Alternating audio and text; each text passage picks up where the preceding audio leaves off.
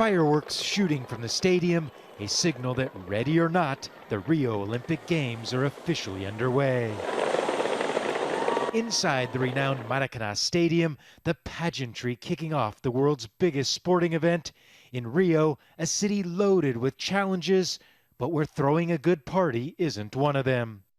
At the beginning, it had a very Brazilian feel to it all, fitting for the more than 70,000 spectators and more than 24 world leaders inside on hand to witness history, the first Olympics in South America.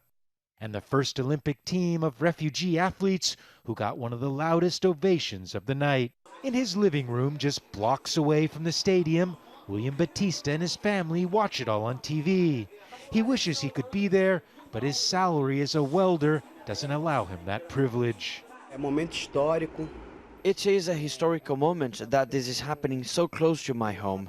We really wanted to be watching there in Maracanã Stadium, but we couldn't afford the tickets to get inside.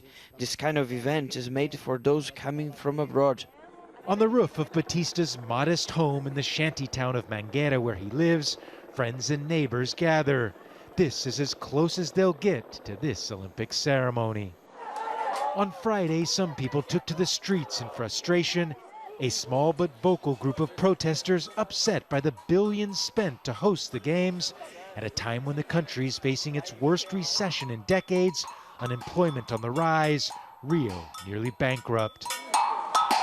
Around 2,000 protesters called attention to the country's profound political crisis. The president is facing impeachment, and they view her successor as illegitimate. All of this has protester Eric Omena feeling excluded from the Olympic festivities. We have one of the most unequal countries and cities in the world, and after the Games we have an even more unequal society and city, and that's the main problem.